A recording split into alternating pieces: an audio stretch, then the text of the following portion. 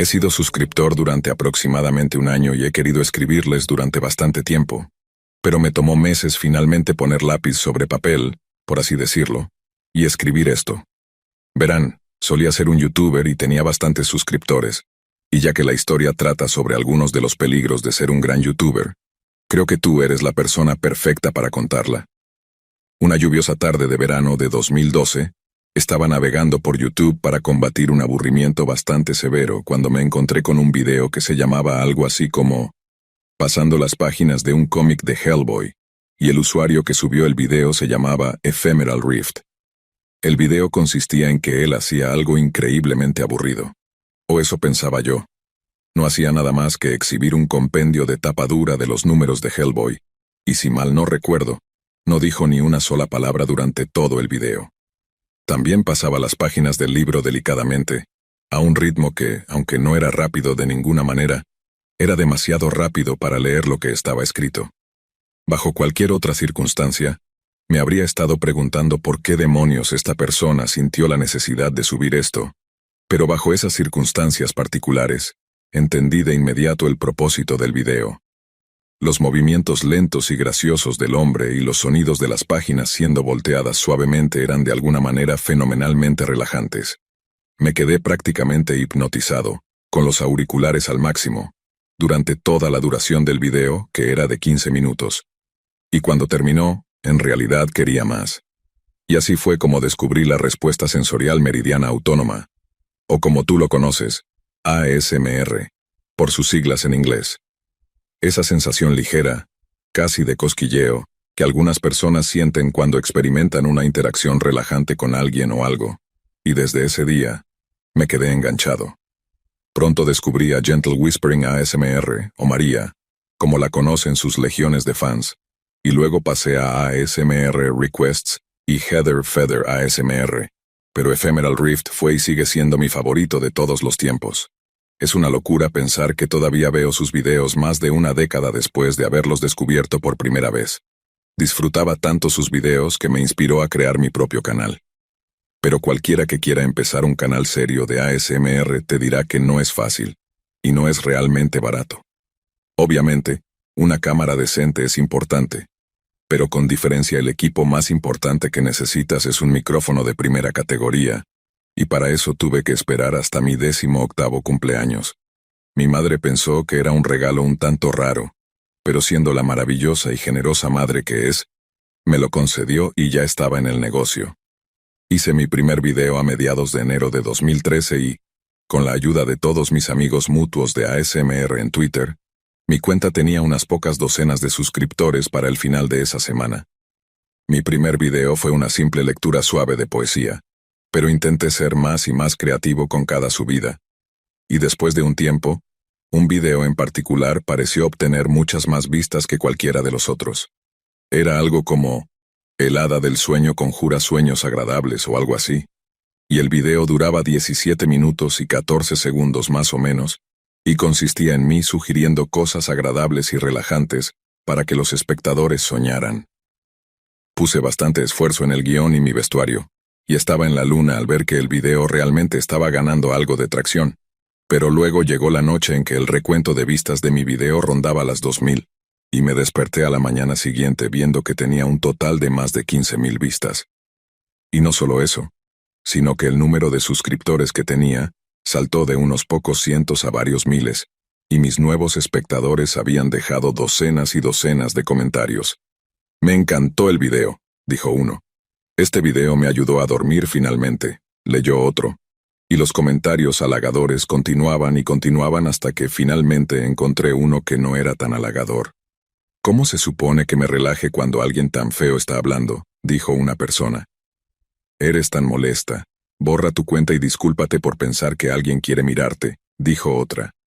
Y definitivamente me sorprendió un poco, ya que no estaba esperando nada tan grosero o confrontacional, pero también era muy consciente del fenómeno de Internet conocido como trolling.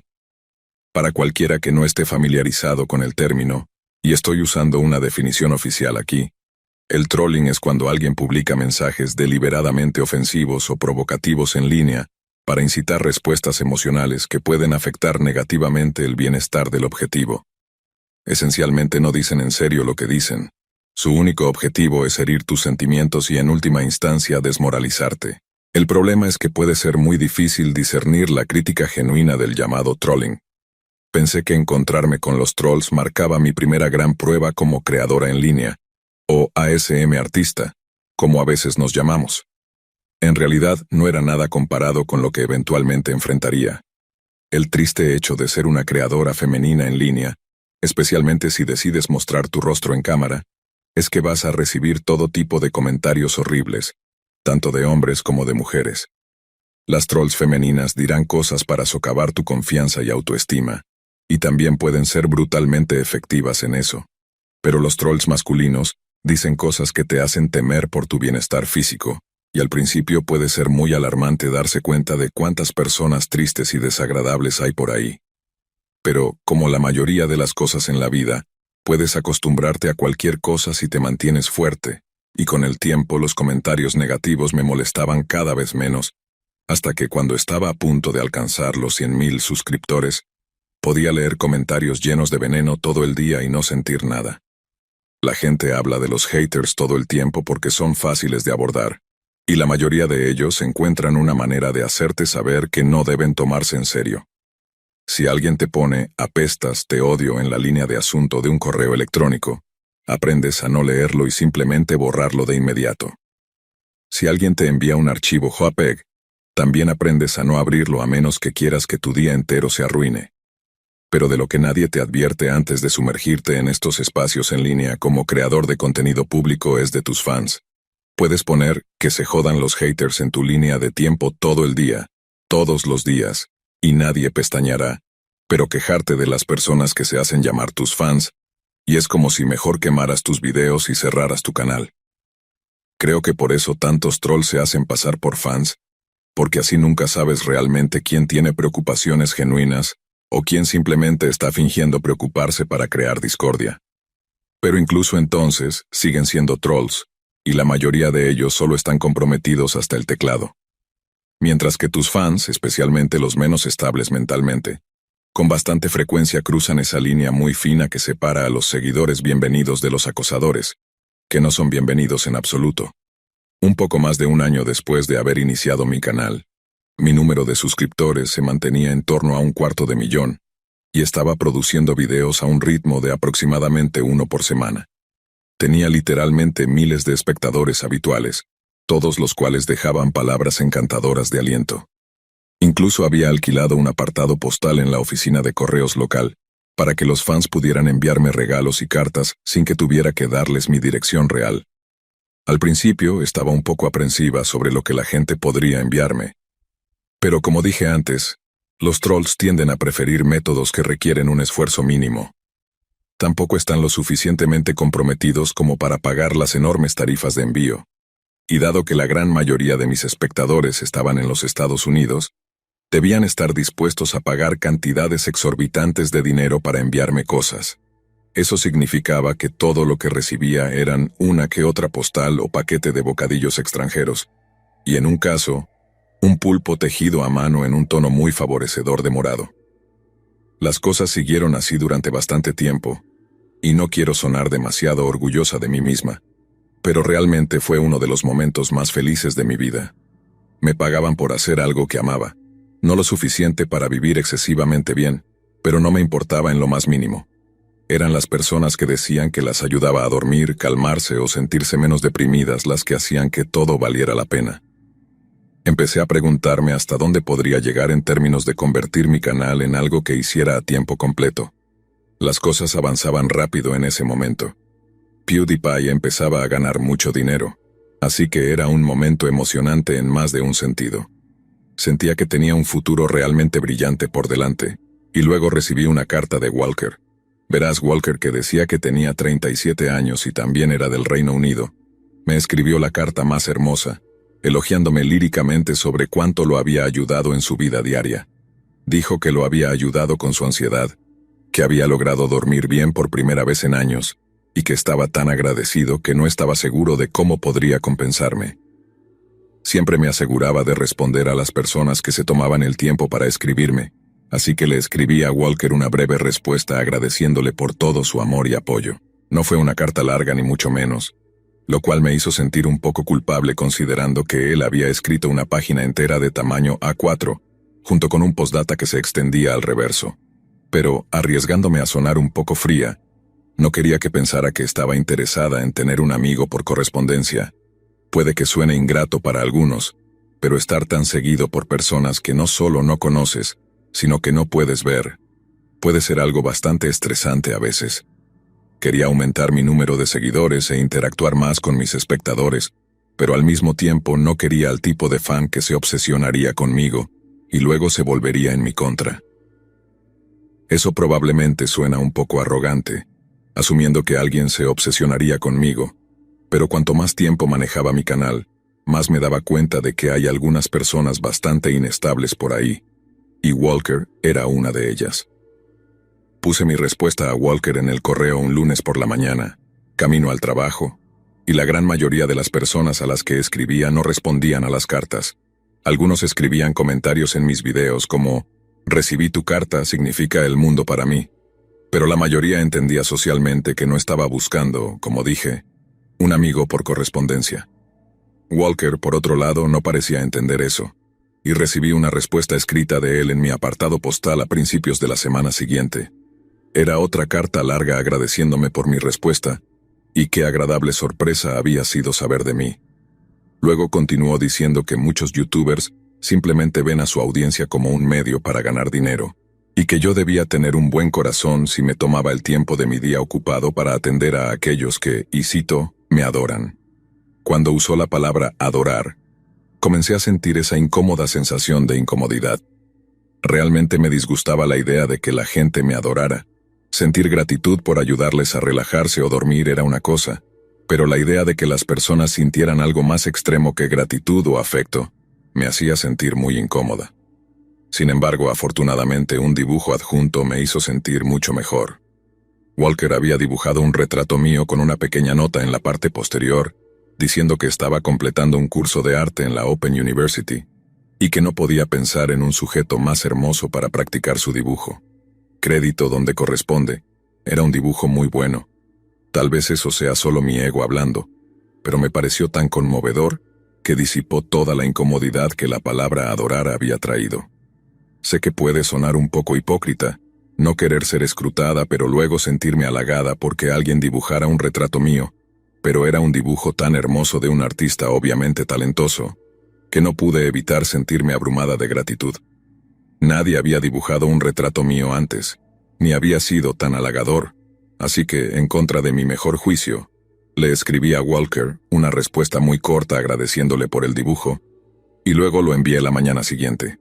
Sabía que debía esperar una respuesta. No soy completamente ingenua, pero no esperaba que fuera tan desquiciada. La curiosidad me llevó a abrir la carta cuando apareció en mi apartado postal. Conocía su caligrafía por las formas tan peculiares en que escribía la A y la I en mi nombre de usuario, así que sabía de quién era antes de abrirla. Esta vez fue aún más halagadora y habló extensamente sobre todos los proyectos artísticos en los que estaba trabajando y todos los artistas que lo inspiraban. Pero luego, hacia el final, Walker escribió que tenía una confesión que hacer. Me dijo que desde que comenzamos a intercambiar cartas, sus sentimientos por mí habían crecido más allá de los que podría sentir por una amiga o hermana.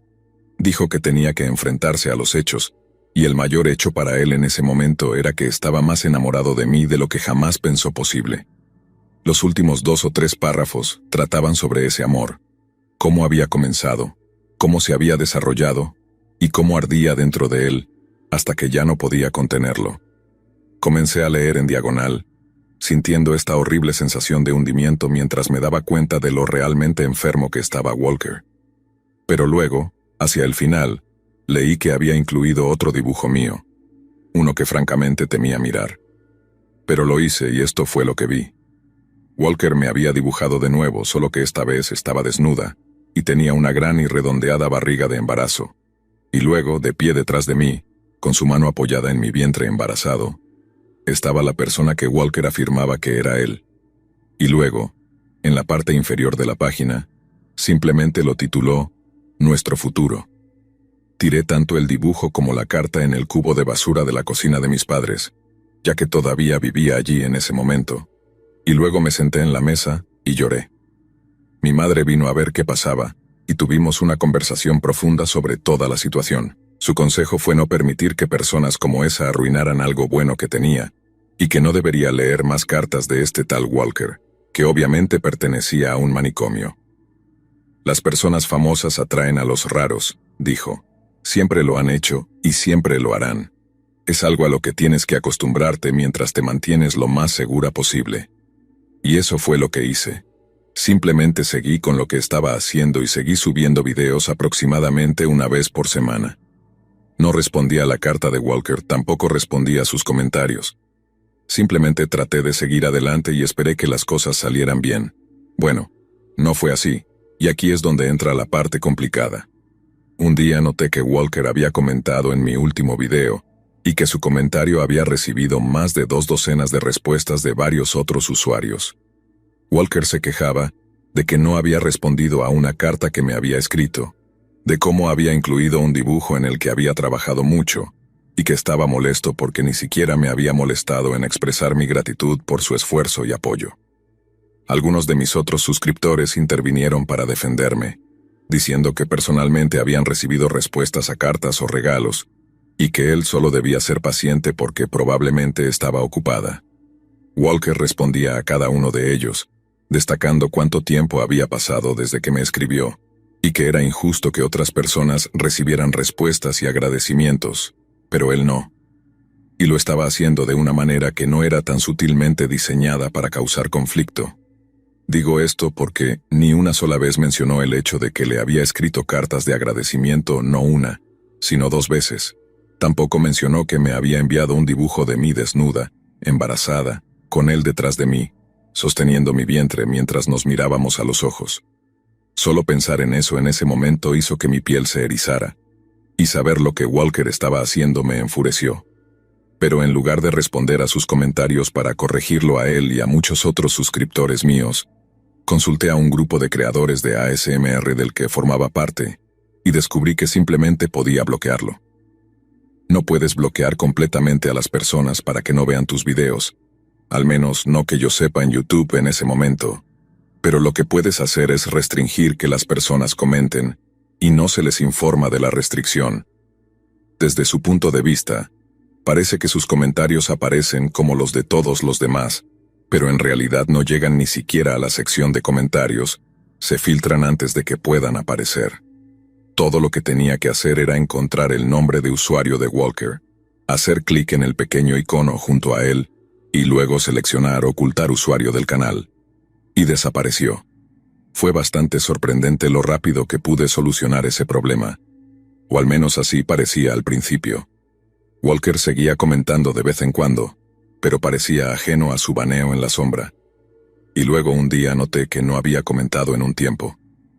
Unos pocos días se extendieron a 1 semana y luego a 2, y como ya había bloqueado su dirección de correo electrónico en la cuenta conectada a mi YouTube, su único medio de contactarme directamente se convirtió en ese apartado postal. Pensé que o bien se había cansado de mí y mi canal y había pasado a otra persona, o que eventualmente recibiría otra carta en ese apartado. Resultó ser la segunda opción, y esta vez no fue una carta. Era solo una postal. Dado que no estaba en el hábito de enviar postales, fue lo primero que recogí y leí, principalmente porque la imagen era tan bonita. Pero cuando la volteé y leí el mensaje, sentí un escalofrío recorrerme. Todo lo que decía, con la característica caligrafía de Walker, era: sé lo que hiciste.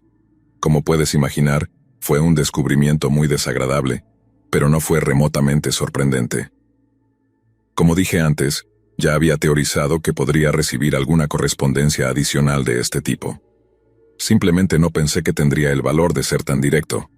Fue moderadamente intimidante y frustrante, no lo negaré, pero también fue solo cuestión de tiempo antes de que Walker se diera cuenta de que había filtrado sus comentarios en mi canal, así que estaba mentalmente preparada para alguna repercusión. Y en realidad me sentí bastante aliviada de que todo lo que había elegido hacer fuera enviarme una postal con un mensaje levemente amenazante. Podría haberme enviado otra carta o otro dibujo espeluznante. Quiero decir, podría haberme enviado una bomba si realmente hubiera querido, pero no lo hizo. Solo envió un simple mensaje de 5 palabras. Y eso fue todo. Y para ser honesta, pensé que me había salido con la mía bastante fácilmente. Podría haber creado una nueva cuenta de YouTube, tal vez crear una nueva cuenta de correo electrónico, y junto con mi apartado postal, podría haberme acosado hasta saciarse. Pero conocía su caligrafía, podía bloquear sus comentarios, y podía bloquear cada dirección de correo electrónico que pudiera crear con solo hacer clic en un botón. Estaba asustada, enojada y cansada, pero me sentía segura, y pensaba que las cosas prácticamente habían terminado. Pero no habían terminado, ni mucho menos. Aproximadamente un mes después, había ido a revisar mi apartado postal unas cuantas veces, y cada vez que veía que no había nada de Walker, asumía que realmente había seguido adelante. Pasó un poco más de tiempo y seguía haciendo mis videos, haciendo lo mío y planeando empezar una cuenta de Patreon de verdad, como la que tienes aquí en Let's Read, ya que no estaba ganando mucho dinero del lado de los ingresos publicitarios, ya que el ASMR no tiene muchos anuncios, y mi base de suscriptores realmente estaba creciendo. También estaba discutiendo colaboraciones con algunos grandes ASM artistas que le darían a mi canal el impulso que necesitaba para realmente crecer. Uno de mis suscriptores, que era adorable, me había tejido otro juguete antes de enviarlo a mi apartado postal. ¿Recuerdas que mencioné a la chica que me había tejido el pulpo morado? Bueno, me tejió otro, uno naranja esta vez, para que el pulpo morado tuviera un amigo. Había tardado unas semanas en llegar a mi apartado, pero también recibía alertas por mensaje de texto para las entregas, así que sabía exactamente cuándo llegaría para poder recogerlo ese mismo día. Finalmente, llegó el día en que recibí una pequeña alerta por mensaje de texto diciendo que había llegado un paquete para mí. No había escuchado de Walker en unas 7 u 8 semanas en ese momento. No había comentarios ni cartas, y ciertamente no había correos electrónicos, así que no tenía ninguna razón para pensar que él me había enviado algún paquete como el que describí. Tenía que hacer unos recados ese día, así que me di una vuelta por la ciudad, recogiendo algunas cosas, y luego me dirigí a la oficina de correos donde estaba mi apartado postal para recoger mi pulpo naranja. Me acerqué al mostrador, saludé a la señora que estaba detrás y luego le di el número de mi apartado mientras le mostraba mi identificación. Normalmente la persona simplemente se alejaría para recoger mi correo y eso sería todo, pero en esta ocasión la mujer me lanzó una mirada muy nerviosa y luego me pidió que confirmara mi número de apartado. Nunca había tenido que hacer eso antes, y estaba bastante segura de que me había escuchado bien, pero no quería hacer un escándalo, así que simplemente repetí el número. La mujer tenía una gran sonrisa cuando me acerqué a saludarla, pero después de solo unas breves palabras, se veía muy seria, casi asustada, y luego me pidió si podía hablar en privado conmigo. Sabía que tenía algo que ver con Walker, pero mi primer pensamiento fue que me había enviado algún tipo de, y no sé realmente cómo expresarlo, una carta o paquete desagradable. Habían recibido algo destinado a mi apartado, y ese algo comenzó a gotear o algo, y se habían visto obligados a destruirlo debido a las regulaciones de salud y seguridad.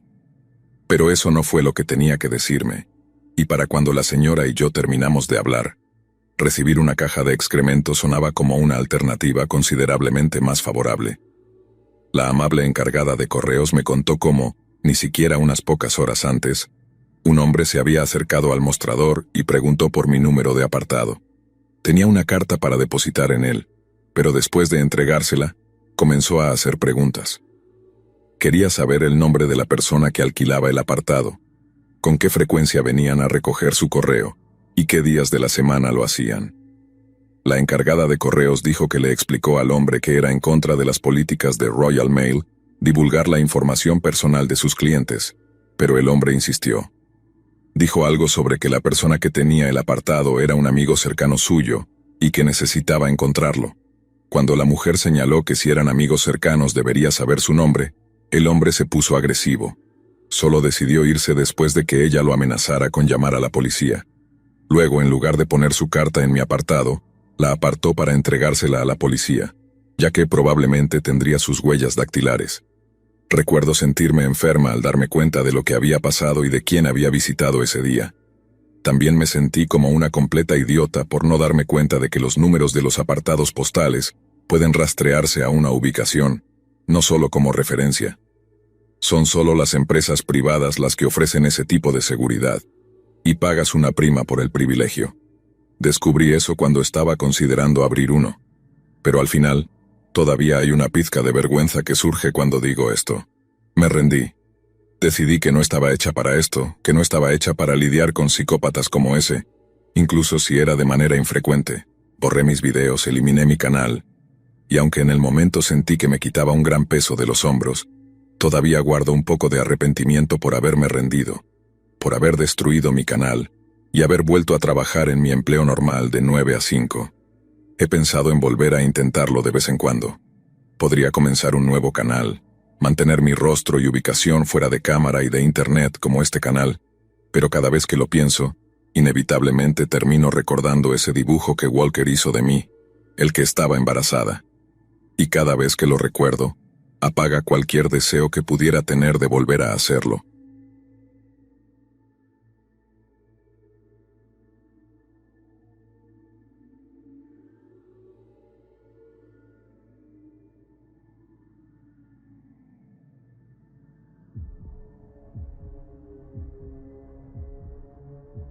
Recuerdo exactamente cómo comenzó todo. Estaba en mi departamento una tarde de verano cualquiera, cuando vi la notificación en mi celular. Matt Johnson quiere ser tu amigo en Facebook. Me fijé en su perfil por encima, como solemos hacer todos cuando recibimos solicitudes de desconocidos. Su foto de perfil mostraba a un hombre con una sonrisa cálida, de unos 30 y pocos años, nada que pareciera fuera de lo común. Teníamos varios amigos en común, y pensé que tal vez lo había conocido en alguna de las reuniones a las que solía ir los fines de semana. Decidí aceptarlo. No era algo que pensara demasiado. Lo hice de manera automática como tantas otras veces. No tenía ni idea de que esa única acción cambiaría mi vida por completo, ni de que estaba abriendo la puerta a la peor pesadilla que jamás hubiera imaginado. Empezamos a chatear al poco tiempo. Al principio me resultaba agradable. No me buscaba de manera obsesiva, ni me enviaba mensajes inapropiados. De hecho, era increíblemente respetuoso y educado, lo que me hizo bajar la guardia. Me preguntaba por mi día, por mis intereses, y poco a poco me fui sintiendo cómoda hablando con él. Siempre tenía algo interesante que decir, compartíamos intereses en común, y a veces me sorprendía lo mucho que parecía conocerme, incluso cuando yo no le había contado tanto sobre mí. Era difícil no sentirse halagada por la atención que me prestaba. Era atento, siempre interesado en cómo me sentía, y me hacía sentir valorada. Me enviaba mensajes buenos días, buenas noches, y me decía que era la mujer más fascinante que había conocido. Todo se desarrolló rápido, demasiado rápido, pero no me importó. Me sentía emocionada, como si finalmente alguien me estuviera dando la atención que merecía. Después de unas semanas decidimos vernos en persona. Me invitó a un café en una zona tranquila de la ciudad, lejos del bullicio. Me sentía nerviosa, como suele suceder antes de una primera cita, pero cuando lo vi, toda esa incomodidad desapareció. Matt era encantador, más de lo que imaginaba. Su sonrisa era cálida y su forma de hablar era suave, siempre en control. Parecía un hombre que lo tenía todo resuelto, que sabía lo que quería. La conversación fluyó sin esfuerzo. Me contó sobre su trabajo en una empresa de tecnología, lo que explicaba lo mucho que parecía saber sobre computadoras y redes sociales. No pensé mucho en eso en ese momento, pero ahora lo veo como una de las primeras señales de advertencia que ignoré. Cuando terminó la cita, me dio un abrazo largo y afectuoso, y me prometió que me escribiría apenas llegara a casa. Y así fue. Esa misma noche me escribió un mensaje diciéndome lo mucho que había disfrutado nuestra cita y lo mucho que quería volver a verme. Durante las siguientes semanas, las cosas avanzaron rápidamente. Nos veíamos casi todos los días. Parecía perfecto, pero había algo que no cuadraba. Empezaron a suceder cosas que me hacían sentir incómoda. A veces mencionaba detalles sobre mi vida que yo no recordaba haberle contado. Sabía con quién había estado, a qué hora había salido de trabajar, e incluso detalles más íntimos, como lo que había comido o qué ropa había usado un día en particular. Al principio pensé que tal vez había revisado mis redes sociales, pero incluso eso no explicaba cómo sabía tanto. Me lo tomaba como una coincidencia, aunque la sensación de incomodidad crecía cada día. Una noche, mientras estábamos en mi departamento, noté algo extraño en su comportamiento. Estábamos cenando en la sala, y él comenzó a hacerme preguntas muy específicas sobre mi día. Me dijo algo como: «Vi que llegaste a casa un poco más tarde de lo habitual hoy, ¿todo bien?». Me congelé. No había forma de que él supiera eso, no se lo había dicho, y no había mencionado nada en mis redes sociales. Cuando le pregunté cómo lo sabía, solo se encogió de hombros y sonrió. «Lo deduje», dijo, como si fuera lo más normal del mundo. A partir de ese momento, todo cambió. Mi computadora comenzó a actuar de forma extraña. A veces el cursor se movía solo, y otras veces las ventanas se cerraban sin razón aparente. Luego noté algo mucho más aterrador. La luz de mi cámara web se encendía sola, incluso cuando yo no la estaba utilizando. Me decía a mí misma que era una falla técnica, pero en el fondo, sabía que algo no estaba bien. Un día, mientras revisaba mi correo, recibí un mensaje desde una dirección desconocida. Al abrirlo, vi una captura de pantalla de una conversación privada que había tenido con una amiga. Era un chat en el que mencionaba mis sospechas sobre Matt. El remitente del correo me advirtió que tuviera cuidado con lo que decía, que él siempre estaba observando. Me quedé petrificada. Sabía que era él, pero no tenía cómo probarlo. El nivel de control y vigilancia que ejercía sobre mí solo aumentó a partir de entonces. Comencé a sentir que me observaba todo el tiempo, incluso cuando no estaba conmigo. A veces, recibía mensajes suyos comentando cosas que yo acababa de hacer, como si tuviera una ventana directa a mi vida. Mi celular también empezó a comportarse de forma extraña.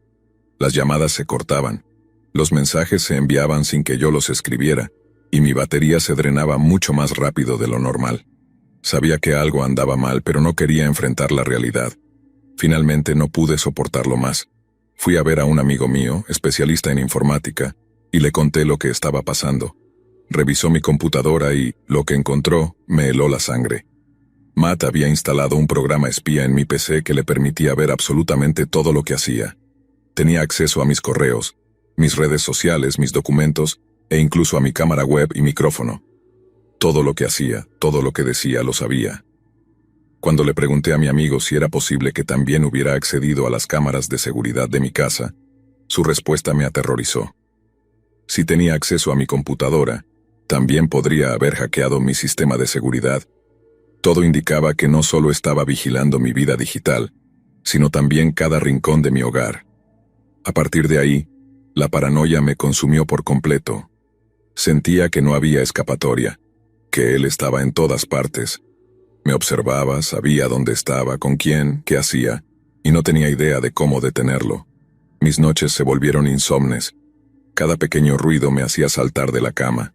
Llegué a un punto en el que desconecté todas las cámaras de seguridad y apagué mi computadora permanentemente, pero aún así, no podía sacudirme la sensación de que me estaba vigilando. Las cosas llegaron a su punto máximo cuando comencé a notar objetos fuera de lugar en mi casa. Mi cepillo de dientes estaba movido, mis cajones abiertos y mi ropa desordenada. Sabía que algo estaba mal, pero no quería pensar que él podría haber entrado a mi casa. La idea me aterraba. Finalmente, llegó el día en que todo se desmoronó. Recuerdo esa noche con una claridad perturbadora. Cada pequeño detalle está grabado en mi memoria. Era tarde, alrededor de las 11 de la noche. Había salido con unas amigas a cenar y, al volver a casa, me di cuenta de que algo no estaba bien. No sé cómo explicarlo, pero sentí una extraña vibración en el aire, como si alguien hubiera estado allí, incluso después de que cerré la puerta. Entré a la sala de estar y encendí las luces, solo para darme cuenta de que una de las ventanas estaba entreabierta. Lo primero que pensé fue que la había dejado así por descuido antes de salir, pero una sensación incómoda me invadió. Revisé la casa, y todo parecía estar en su lugar. Aún así, algo me hizo detenerme frente a mi escritorio. Sobre el teclado había una flor marchita, una rosa, con sus pétalos a punto de caerse. No la había dejado ahí. Sentí un frío recorriendo mi espalda. Apreté el celular en mi mano como si fuera un salvavidas, y marqué su número, algo que había jurado no hacer después de nuestras últimas conversaciones. Sonó un par de veces antes de que él contestara, y cuando lo hizo, Su voz era sorprendentemente tranquila, como si no hubiera absolutamente nada de qué preocuparse. ¿Pasa algo?, preguntó, con esa suavidad en su tono que antes encontraba reconfortante, pero que ahora me ponía los pelos de punta. No sé qué estás haciendo, Matt, pero tiene que parar, dije, tratando de mantener mi voz firme a pesar de que mi corazón latía tan fuerte que sentía que se me saldría del pecho. Tienes que dejar de seguirme, de vigilarme. Ya lo sé todo. Sé que has estado en mi computadora, sé que puedes ver lo que hago. ¿Esto es enfermizo? Hubo una pausa del otro lado de la línea, como si estuviera procesando lo que le decía, o peor, como si no le importara en absoluto. Te estás imaginando cosas, Miriam, respondió finalmente. Solo quiero cuidarte. Sabes que no dejaría que nada malo te pasara. El tono paternal y condescendiente de su voz me dio asco.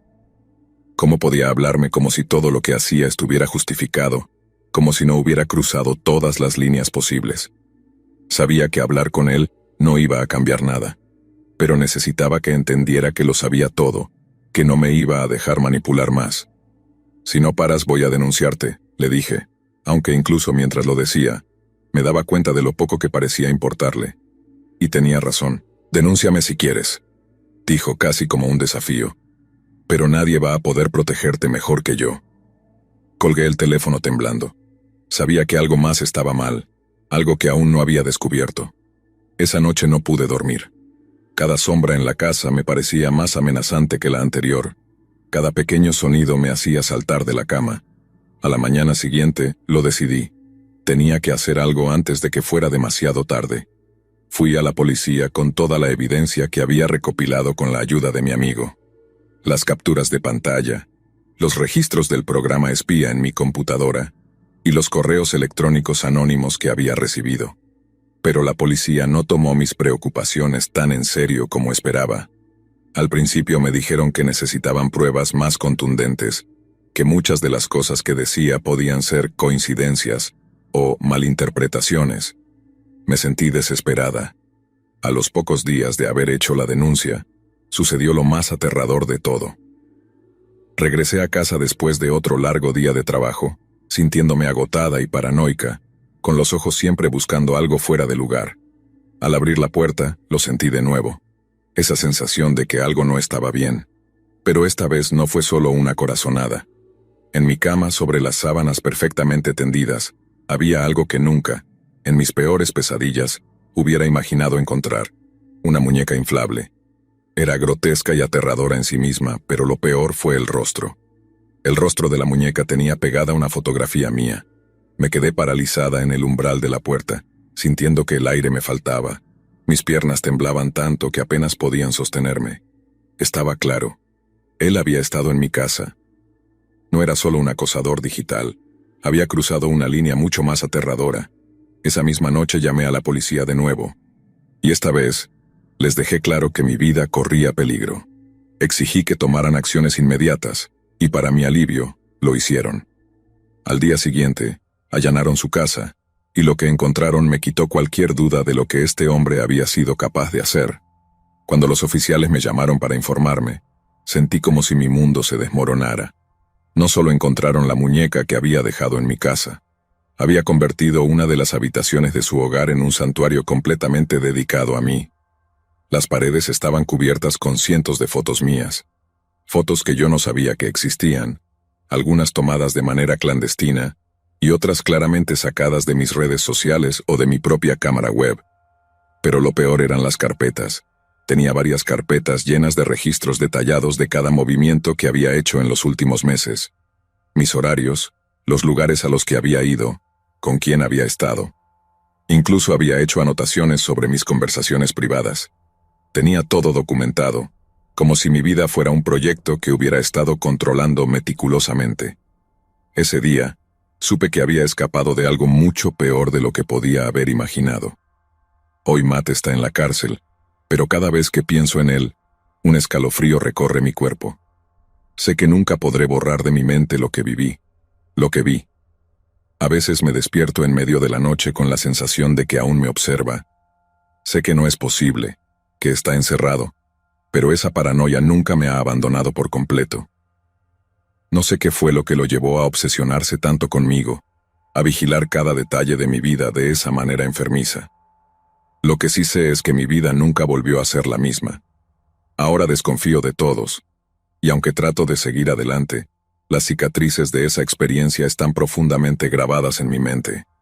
Y en las noches más oscuras, cuando el silencio es absoluto, no puedo evitar pensar que, en algún lugar, alguien como él sigue observando.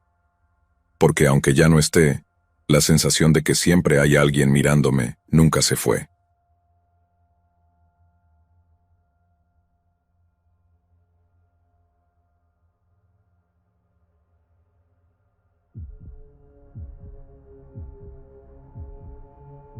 Durante el invierno de 2015, Lenny Royal, de 34 años, vivía en Brighton, una vibrante ciudad metropolitana en la costa sur de Inglaterra. Lenny era originalmente de la ciudad de Nueva York, pero tras enamorarse de un inglés más de una década antes, había estado dividiendo su tiempo entre Gran Bretaña y América, mientras se dedicaba a su pasión de toda la vida, el estilismo. Sin embargo, Lenny no era un estilista común y corriente, y sigue siendo considerado uno de los profesionales más talentosos del mundo. Entre sus clientes se encuentran figuras como Hailey Baldwin y Sigourney Weaver, y como fácilmente podía encontrar trabajo a ambos lados del Atlántico, su estilo de vida transatlántico era tanto viable como rentable. Pero hacia finales de 2015, la ruptura de su relación de 12 años se convirtió en el catalizador de una serie de eventos horribles. No está completamente claro cómo terminó la relación de Lenny, pero según su propio testimonio, esto lo sumió en una depresión profunda y debilitante. Lenny era propenso a esos episodios de melancolía, habiendo sufrido ya su parte de tragedia personal. Cuando era solo un niño, ambos padres fallecieron tras contraer VIH, lo que condujo al síndrome de inmunodeficiencia adquirida, más comúnmente conocido como SIDA. El padre de Lenny era adicto a la heroína y contrajo el VIH al compartir agujas usadas. Luego, sin saberlo, se lo transmitió a la madre de Lenny. Cuando el joven Lenny se enteró de que sus padres iban a morir, se sintió aterrorizado, y luego, verlos deslizarse lentamente hacia la muerte, tuvo un efecto terrible en él. Separarse de su novio durante el invierno de 2015 le trajo sentimientos similares de duelo y pérdida, lo que a su vez le hizo revivir los terribles recuerdos de la muerte de sus padres. Lenny sabía que tenía que hacer algo para sacudirse la depresión que estaba sintiendo, por lo que, después de un periodo de reflexión, descargó una aplicación de citas conocida como Grindr. Sin duda, Lenny estaba buscando lo que comúnmente se conoce como un rebote, una breve aventura amorosa que se cree que eleva la autoestima del recientemente rechazado. Y así fue como coincidió con un hombre escocés de 24 años, llamado Daryl Rowe. Daryl, originario de la capital escocesa, Edimburgo, también había tenido una infancia difícil. Aunque los detalles de su infancia temprana son confusos, sabemos que Daryl fue adoptado por dos padres de acogida llamados Jackie y Harry cuando aún era un niño. Su madre adoptiva una vez lo describió como un chico muy adorable, que era buena compañía. Sin embargo, lo que queda dolorosamente claro es que adoptaron a un niño extremadamente dañado. Al llegar a su hogar en la cercana ciudad costera de North Berwick, Jackie y Harry notaron que el cuerpo del pequeño Daryl estaba cubierto de cicatrices. También estaban bastante preocupados porque Daryl había llegado con no una, no dos, sino 120 muñecas Barbie, sobre las cuales mostraba una feroz protección. Jackie y Harry intentaron criar a Daryl lo mejor que pudieron, y no escatimaron en gastos en su esfuerzo por cambiar la vida del joven. Luego, un día, cuando Daryl tenía poco más de 20 años, anunció que se iría de Edimburgo y se mudaría a Brighton, en Inglaterra. Aunque es solo una suposición educada, es fácil asumir que Daryl se mudó a Brighton debido a que históricamente ha sido un refugio para los jóvenes homosexuales. Oscar Wilde era un visitante frecuente de la ciudad, y un historiador local explica que Brighton ha sido durante mucho tiempo un refugio para quienes buscan libertad de las restricciones de la sociedad convencional. Agradeció a sus padres adoptivos por todo lo que habían hecho por él, prometió mantenerse en contacto y finalmente se mudó en abril de 2015. Unos 8 meses después, Daryl y Lenny formaron una conexión en Grindr. Después de un periodo inicial de conversaciones coquetas, Daryl propuso que se conocieran. Al principio la idea de conocerlo emocionó a Lenny.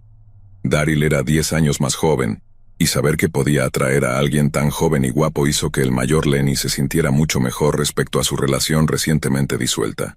De hecho, Daryl parecía estar asombrado por la edad, la experiencia y la profesión glamorosa de su nueva pareja. Pero el orgullo que el encanto de Daryl despertó en Lenny pudo haber nublado seriamente su juicio respecto a lo que sucedió después. Daryl y Lenny intercambiaron mensajes durante algunos días, jugueteando con la idea de salir en una cita. Pero luego, un día, Daryl hizo una sugerencia que hizo sentir muy incómodo a Lenny. Cuando surgió el tema de la intimidad física, Daryl pareció desestimar de manera casual la idea de usar un profiláctico, o en otras palabras, se negó rotundamente a usar algún tipo de protección. Para Lenny esto era una línea roja definitiva, y aunque él y Daryl ya habían intercambiado números de teléfono, se sintió tan ofendido que comenzó el proceso de bloquearlo en varias plataformas de redes sociales. Solo en el último segundo, Daryl logró salvar su intento de romance, cuando dio una promesa categórica de usar protección en caso de que se volvieran íntimos. Daryl pudo haber salvado su oportunidad con Lenny, pero seguía en terreno resbaladizo. Así que, en los días siguientes, trabajó para recuperar la confianza de Lenny intercambiando una serie de selfies inofensivos con él. Sus esfuerzos dieron frutos, y fue por esa época cuando Daryl convenció a Lenny de que le diera la dirección de su casa. Más tarde dijo que el intercambio de información era simplemente parte de conocerse mejor. Pero solo unas horas después, Daryl apareció en la puerta de Lenny. Naturalmente, Lenny se sorprendió por la aparición repentina de Daryl, especialmente porque había llamado a su teléfono usando un número oculto antes de anunciar: «Estoy afuera de tu puerta». Sin embargo, de alguna manera, Daryl logró hablar lo suficiente para que lo dejaran entrar a la casa de Lenny, probablemente usando una combinación de halagos y tal vez un poco de chantaje emocional. Quizás hubo una charla sobre un malentendido, con Daryl diciendo que había venido desde muy lejos como para simplemente darse la vuelta y regresar a casa. No hay duda de que Lenny cometió un gran error de juicio al permitir que un casi desconocido entrara en su casa, y por su propia admisión, fue una decisión extremadamente lamentable. Sin embargo, el precio que pagó es propio de una pesadilla. Después de algunas horas de beber y coquetear, los dos hombres se metieron en la cama, y a insistencia de Lenny, Daryl juró que usaría un profiláctico. Luego, una vez que la intimidad terminó, la pareja conversó profundamente, y Daryl compartió su pasión por el veganismo y los jugos. Lenny intentó compartir algunas de sus propias pasiones, pero sorprendentemente, Daryl intentó convencerlo de los beneficios de beber su propia orina. «Las cosas se volvieron un poco extrañas», dijo Lenny más tarde. «Luego pensé, está bien, esto estuvo bien, pero ahora debes irte». Lenny dejó claro que no fue grosero con Daryl. Simplemente le informó de algunos planes de cena que realmente había hecho para esa noche. Le agradeció por el buen rato y educadamente le pidió que se fuera. A nivel superficial, Daryl respetó los deseos de Lenny, pero en los días siguientes dejó claro que se sentía profundamente irrespetado. Daryl no solo se quejó amargamente con Lenny, sino que se volvió cada vez más errático cuando sintió que no se le prestaba la atención adecuada. Para Lenny, estaba claro que su incipiente relación no tenía futuro alguno. Así que, tras informarle a Daryl su deseo de separarse, Lenny bloqueó su número para evitar que lo llamara o enviara mensajes. Pasó alrededor de una semana cuando Lenny recibió una llamada en su móvil desde un número desconocido. Curioso, contestó la llamada solo para escuchar la voz de Daryl al otro lado. «¿Cómo te atreves a bloquearme?», exigió. «¿De verdad crees que puedes deshacerte de mí tan fácilmente? Nunca te librarás de mí. Nunca, vas a arder, Lenny, vas a arder». Y una vez que quedó claro que el único propósito de la llamada era lanzar una avalancha de insultos, Lenny Royal terminó la llamada y bloqueó el número. Creía que no era más que el trabajo de un ex amante amargado, desahogándose por despecho. Poco sabía él que las palabras de Daryl tenían un significado aterrador. 2 semanas después, Lenny se despertó una mañana sintiéndose un poco indispuesto. Pensó que simplemente había cogido un resfriado, y que con el descanso adecuado probablemente se recuperaría en cuestión de días. Pero cuando esos días se convirtieron en una semana completa de malestar, Lenny visitó a un farmacéutico para comprar antibióticos. Sin embargo, tras describir sus síntomas, El farmacéutico le recomendó estrictamente que visitara un hospital para obtener un diagnóstico más detallado. Lenny hizo lo que se le pidió y se sometió a un chequeo completo tras una visita a su médico de cabecera local. Luego, cuando llegaron los resultados de varias pruebas, Lenny recibió una llamada de su doctor, una que cambiaría su vida para siempre. Lenny, quien creía que solo estaba lidiando con una cepa obstinada de gripe, fue informado de que era VIH positivo. Sentí que eso era todo, que mi vida había terminado, dijo más tarde. Estaba destrozado. Tras la muerte de sus padres, Lenny se había mudado con un primo mayor, a quien más tarde consideró su padre adoptivo. Estaba devastado, dijo Lenny. Sentía que me había fallado al no protegerme de lo mismo que mató a mis padres, y él había prometido a mi madre que yo nunca sufriría como ella. Tuve que decirle una y otra vez que no era su culpa, pero él seguía llorando, seguía diciendo que se sentía un fracaso. En las semanas posteriores a su diagnóstico, Lenny hizo repetidos viajes a una clínica médica local para recibir medicación y exámenes. Siendo una persona social por naturaleza, Lenny a menudo conversaba con las enfermeras de la clínica de manera casual, y a veces no tan casual. En un caso compartió detalles íntimos sobre los eventos que llevaron a su diagnóstico. Mientras hablaba, la enfermera con la que conversaba se puso pálida, y al principio pareció dudar antes de decir: «Realmente no debería estar diciéndote esto, pero eres la cuarta persona a la que le ha pasado esto en los últimos 6 meses». Lenny no podía creer lo que estaba escuchando. Asumiendo que había algún tipo de malentendido, Lenny reiteró que en sus pensamientos más oscuros, se preguntaba si un examante lo había infectado deliberadamente con el VIH. No hubo malentendido. La enfermera confirmó que, en el pasado reciente, 3 hombres adicionales habían informado haber sido infectados deliberadamente con el VIH por un amante reciente. Pero no solo eso. La misma persona malintencionada incluso los había atormentado a través de llamadas telefónicas después de la infección, insinuando crípticamente sobre las penurias que les esperaban. El primero fue un hombre de poco más de 30 años, Stuart Roger, quien hizo contacto con Daryl usando la aplicación de citas Grindr en julio de 2015.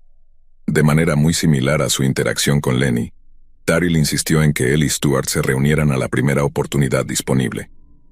Insistió en que Stuart se pasara por su apartamento en Brighton, y cuando lo hizo, Stuart encontró la puerta principal abierta y sin llave. «Simplemente entra», dijo Daryl a través de un mensaje de texto. «Te estoy esperando». Poco después de la llegada de Stuart, él y Daryl se volvieron íntimos, y según Stuart, Daryl había usado la protección adecuada. Sin embargo, una vez que la intimidad terminó, Stuart notó que un dispositivo profiláctico había sido removido del paquete, pero parecía completamente sin usar.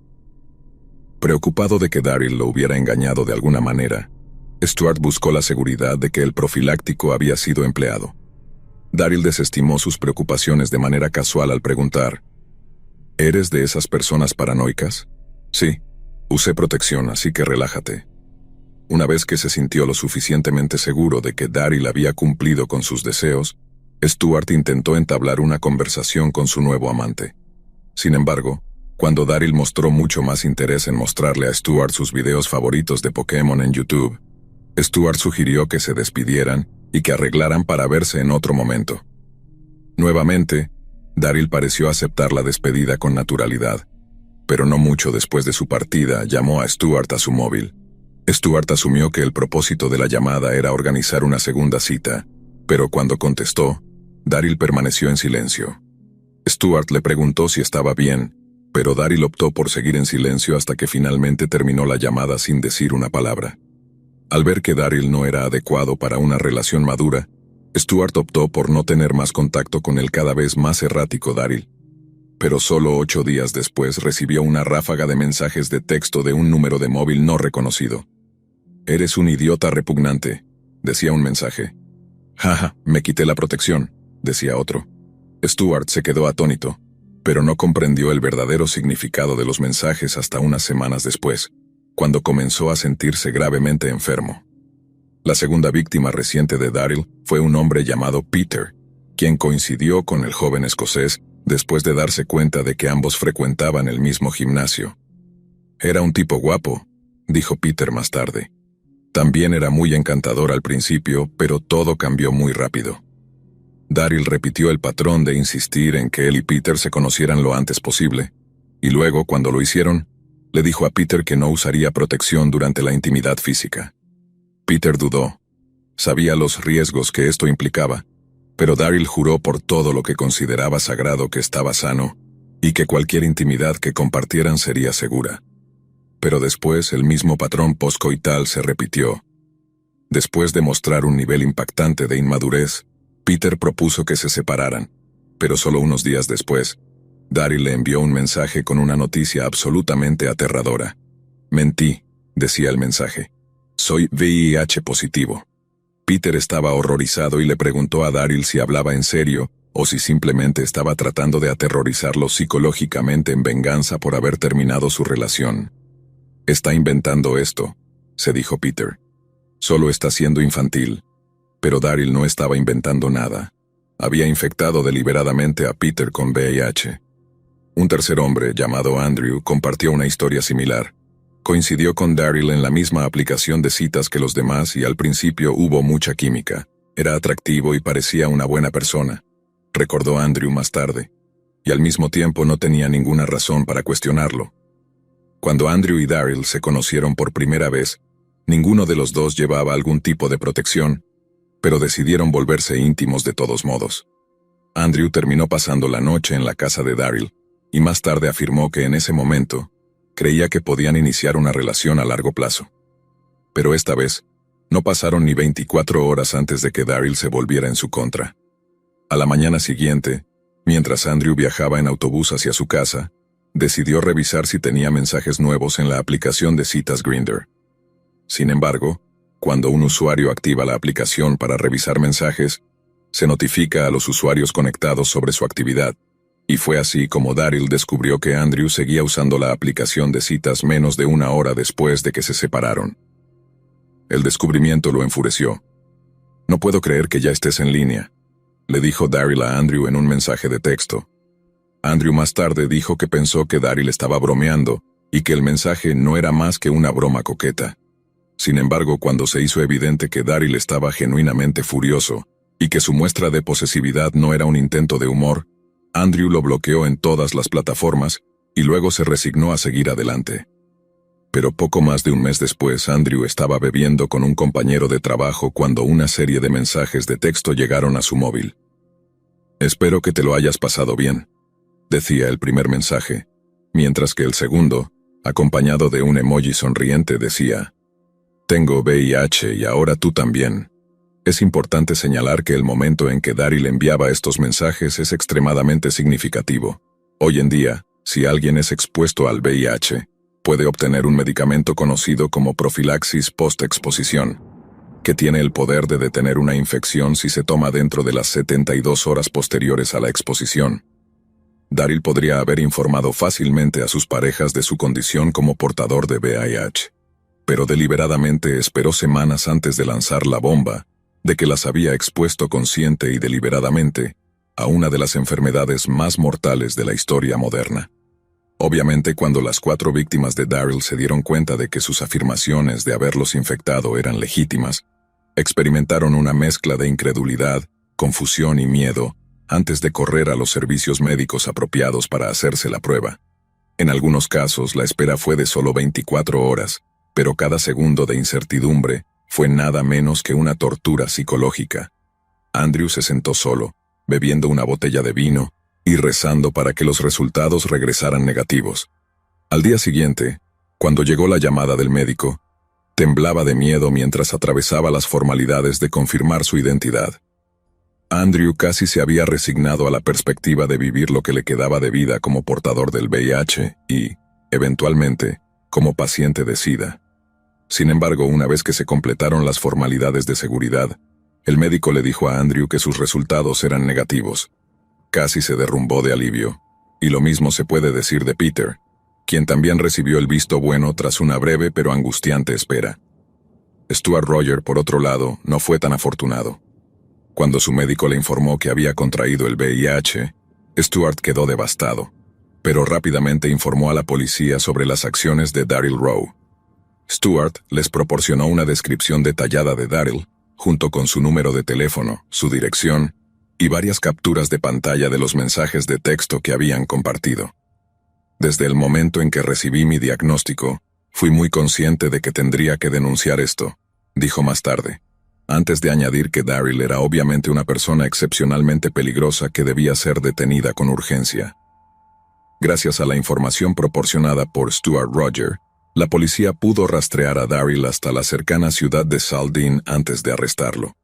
Pero para asegurarse de que no escapara, la policía optó por ejecutar una redada al amanecer en lugar de un simple toque a la puerta. Después de irrumpir en su apartamento, los oficiales descubrieron a Daryl en la cama con otro hombre, quien más tarde se reveló como su octava víctima conocida de transmisión deliberada. Sin embargo, tras confiscar el teléfono de Daryl e intentar comprender el alcance de su criminalidad, la policía descubrió cientos de posibles víctimas esparcidas por sus múltiples cuentas en redes sociales, muchas de las cuales habían sido establecidas con identidades falsas. Cada uno de estos hombres tuvo que ser contactado por la policía e informado sobre su posible diagnóstico. Tras su arresto, los oficiales entrevistaron a Daryl bajo cautela, y el número de cargos rápidamente se disparó de 1 a 4, y luego a 7, en cuestión de horas. La policía grabó la entrevista en la que Daryl explicaba que no estaba al tanto de su condición como portador del VIH, pero era una mentira descarada. Para el momento en que fue entrevistado bajo cautela, había sido explícitamente consciente de su propio diagnóstico mortal durante casi 12 meses. La policía sabía muy bien que Daryl estaba intentando engañarlos, y en teoría podría haber sido retenido y juzgado en Inglaterra, pero como la mayoría de sus delitos conocidos habían sido cometidos en Escocia antes de su mudanza a Brighton, fue transferido a la custodia de la policía escocesa y luego transportado a Edimburgo. Por alguna razón, una vez que estuvo a salvo al otro lado de la frontera, la policía escocesa decidió liberar a Daryl bajo fianza y en la custodia de sus padres adoptivos. Sin embargo, casi inmediatamente después de la emotiva reunión, intentó escapar de la justicia escondiéndose entre las colinas Pentland, que se elevan sobre la ciudad de Edimburgo. Cuando escuchó que Daryl había escapado de la custodia policial, Lenny estaba furioso. No podía creer que lo soltaran, dijo, especialmente porque seguía diciendo que lo iba a hacer con otros hombres. Estaba obviamente enfermo de la cabeza. Siempre me pregunté, con todo ese tiempo que pasó en Edimburgo y Brighton, ¿cuántas más víctimas podrían estar ahí? Durante una búsqueda en el campo de Edimburgo, la policía finalmente encontró una tienda de campaña abandonada que contenía una caja de medicamentos recetados. Era un medicamento antiviral utilizado por los portadores del VIH, y el nombre escrito en ella era Daryl Rowe. La policía ya tenía una idea de que Daryl estaba escondido entre las colinas Pentland, pero lo que era particularmente alarmante sobre el descubrimiento era que todas las píldoras permanecían intactas en sus blísteres. El propósito del medicamento era hacer que su infección fuera menos contagiosa, y al negarse a tomarlo, su intención de seguir infectando a otros era evidentemente clara. Para noviembre de 2016, la búsqueda de Daryl Rowe había entrado en su 11º mes, y alrededor de 25 víctimas adicionales se habían presentado para informar sobre interacciones físicas con él. Naturalmente, la policía centró sus búsquedas en las ciudades de Brighton y Edimburgo, pero lo que no sabían era que Daryl había llegado a Newcastle. Usando el seudónimo de Gary Cole, Daryl intentaba mantener un perfil bajo, pero continuaba utilizando aplicaciones de citas como forma de infectar a más víctimas. La primera de ellas fue un hombre llamado Tom. Siempre ha sido casi imposible para mí acercarme a un hombre, confesó Tom más tarde. Supongo que por eso probablemente he sido bastante ingenuo. Daryl logró convencer a Tom de que estaba enamorado de él, y luego pasó un total de 3 meses viviendo bajo su techo, completamente gratis. Dijo que tenía bonitos ojos y que le gustaban los hombres mayores, admitió Tom. Me sentí muy halagado, quizás me habría enamorado del chico, pero el comportamiento de Daryl pronto cambió de encantador y considerado a manipulador y malévolo. Digamos que fue capaz de controlarme de una manera en la que nunca permitiré que me controlen de nuevo, dijo Tom. Mientras tanto, las fuerzas policiales de Escocia e Inglaterra estaban rastreando Internet en busca de cualquier rastro de Daryl Rowe. Su búsqueda los llevó a un sitio web de escorts, donde un detective notó fuertes similitudes entre el cuerpo del sujeto anunciado y el cuerpo de Daryl. También tenían un número de móvil conectado al anuncio, y cuando la policía intentó triangular su señal, se determinó que estaba en la casa del desprevenido amante de Daryl, Tom. Los oficiales se apresuraron a la casa de Tom, pero cuando Daryl se dio cuenta de que había sido localizado nuevamente por la policía, intentó escapar. Atrapado en los pisos superiores de la casa, saltó desde una ventana del tercer piso al jardín de uno de los vecinos de Tom, pero cuando aterrizó en el césped mojado, resbaló y cayó de espaldas con tanta fuerza que se rompió varias vértebras de la columna. La policía lo encontró tendido con mucho dolor. Tom dice que no podía moverse ni caminar correctamente. Suponiendo que era un cómplice que albergaba conscientemente a un criminal, Tom fue detenido durante unas 5 horas. Sin embargo, una vez que descubrió quién era realmente Gary Cole, su arresto se convirtió en lo menos importante de sus preocupaciones. Afortunadamente, la policía pudo realizarle una prueba de VIH de 30 minutos y suspiró de alivio cuando los resultados regresaron negativos. Eso obviamente fue una buena noticia, dijo Tom. Pero no me sentí mucho mejor. Me sentí usado. Cuando Daryl fue llevado a juicio marcó un hito en la historia legal británica, ya que nunca antes alguien había sido juzgado por el crimen de propagar un patógeno peligroso. Tras revisar un catálogo de pruebas extremadamente condenatorias, incluidos los mensajes en los que se burlaba de sus víctimas, un jurado de sus pares declaró a Daryl culpable de 5 cargos de causar daño corporal grave y 5 de intento de causar daño corporal grave. El juez presidente lo condenó a 5 años de prisión y le dijo a Daryl: «Llevaste a cabo una campaña de violencia decidida y llena de odio. Los mensajes que enviaste dejan en claro que sabías exactamente lo que estabas haciendo. Además de los delitos físicos, es evidente que los efectos psicológicos en las víctimas son inmensos», declaró el juez antes de agregar: «Debe quedar claro que esta sentencia no se trata de estigmatizar a las personas que viven con VIH, pero no puedo imaginar un día en que ya no seas un peligro para los hombres homosexuales». Es reconfortante pensar que Daryl fue encarcelado por sus acciones, aunque solo fuera por 5 años. Sin embargo, lo que infligió a sus víctimas permanecerá con ellas por el resto de sus vidas. «Estaba bastante preocupado cuando recibí mi diagnóstico», dijo Lenny más tarde. «Pensé que iba a ser esa persona con la que nadie querría estar nunca más. Pero aunque todavía existe algo de prejuicio en la comunidad gay, a muchas personas no les importa realmente. Tuve una experiencia negativa con alguien con quien estaba saliendo, pero no me afectó realmente. Ya no es una sentencia de muerte ni remotamente. Pero es terrible cuando alguien toma esa decisión por ti, cuando te quitan ese derecho. Eso es lo difícil de superar», continuó Lenny. «Realmente es una realidad dura cuando lo piensas, y esa es la crueldad con la que lucho día tras día. ¿Cómo puede alguien ser tan cruel?».